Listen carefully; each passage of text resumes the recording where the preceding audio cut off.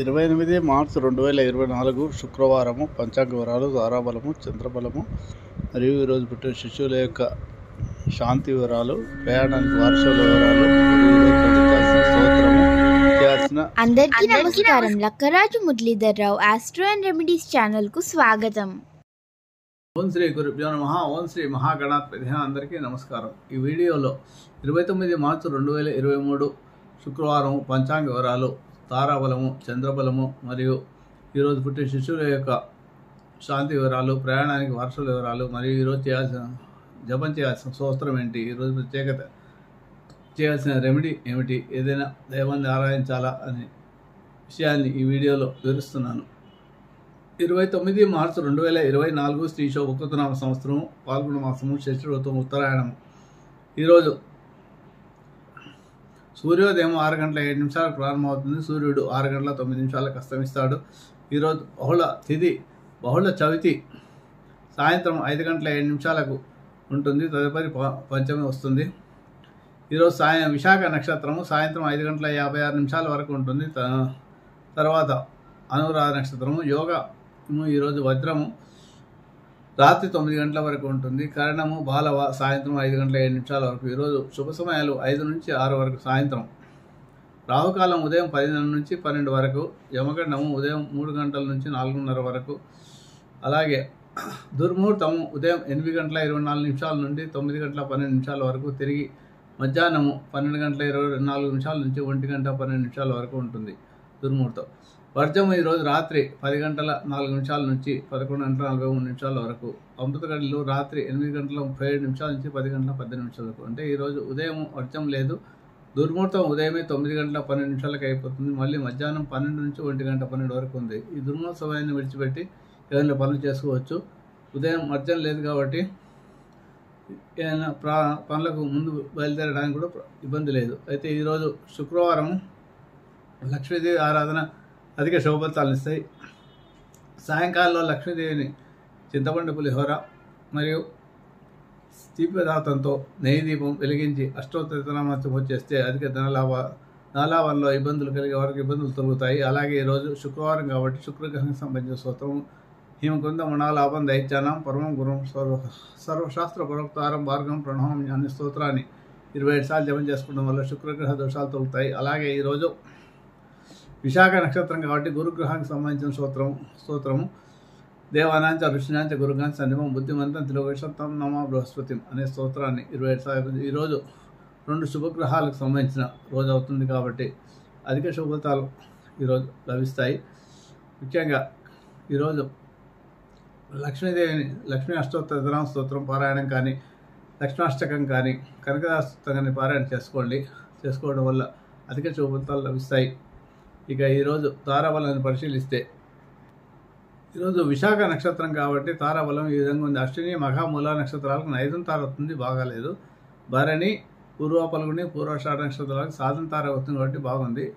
ధన విషయాల్లో ఏమైనా అప్పులు వసూలు చేసుకోవడానికి కానీ, ఇన్వెస్ట్మెంట్ చేయడానికి కానీ బాగుంటుంది.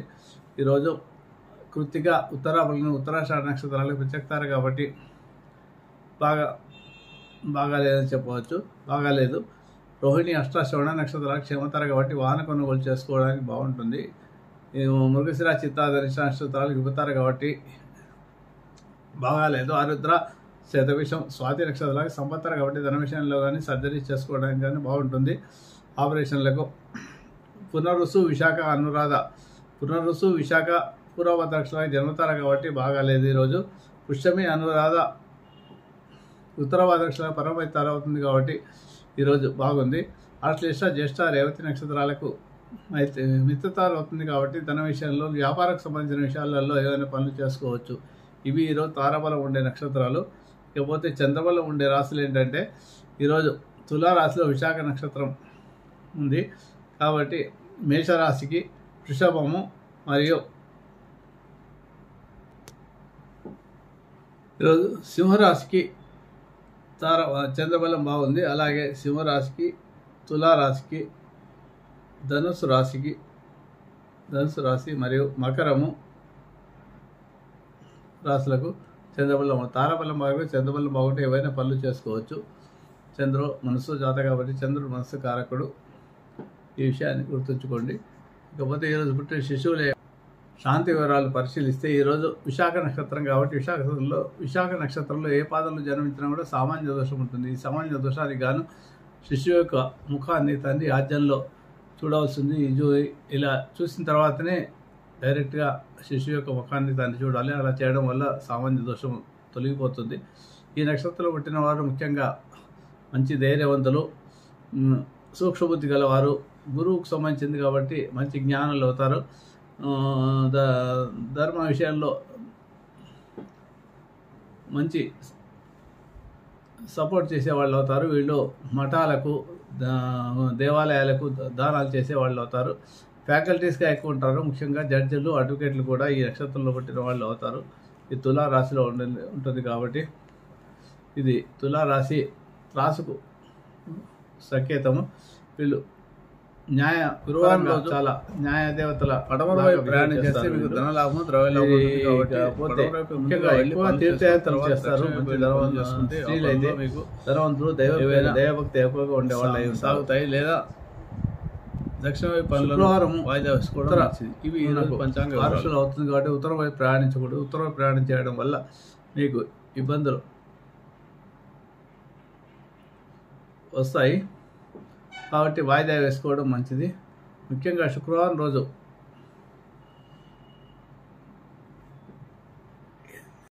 ఈరోజు శుక్రవారము ఉత్తర వైపు ప్రయాణం చేసి ఏమైనా పనులు చేసుకుంటే దానికి ద్రవ్యలాభం, ధనలాభం వస్తుంది. పడమర వైపు ప్రయాణం ఇబ్బందులు కలుగుతాయి కాబట్టి వాయిదా వేసుకోవడం మంచిది. పడమర వారసులు అవుతుంది శుక్రవారం రోజు కాబట్టి పడమర వైపు ప్రయాణం చేయకూడదు. ఒకవేళ తప్పనిసరి పరిస్థితి అంటే ఉత్తరం వైపు వెళ్ళి ఏమైనా పనులుంటే చేసుకున్న తర్వాత పడమర వైపు వెళ్ళి పనులు చేసుకుంటే ఆ పనిలో మీకు విజయం లభిస్తుంది. ఈ విషయాన్ని గుర్తుంచుకోండి. ఈరోజు లక్ష్మీవారము, కనకదార స్తోత్ర పారాయణం, లక్ష్మీష్టోత్తర స్తోత్రం కానీ లక్ష్మీష్టం కానీ జపం చేసుకోండి. లక్ష్మీ శుక్రగ్రహానికి సంబంధించిన వస్తువులు హిమకుంద మణాలవం దైత్యానం పరమ సహస్ర అవతారం మార్గం ప్రాణాన స్తోత్రాన్ని జపం చేసుకోవడం వల్ల కూడా మంచి శుభఫలితాలు లభిస్తాయి. శుభమస్తు. మీకు నా వీడియో కనుక నచ్చితే లైక్ చేయండి, షేర్ చేయండి. ఈ వీడియో కింద ఉన్న బెల్ ఐకాన్ను క్లిక్ చేయడం ద్వారా నా ఛానల్ను సబ్స్క్రైబ్ చేసుకోండి. దీనివల్ల మీకు నా వీడియోలు అందుబాటులో ఉంటాయి. Thank you.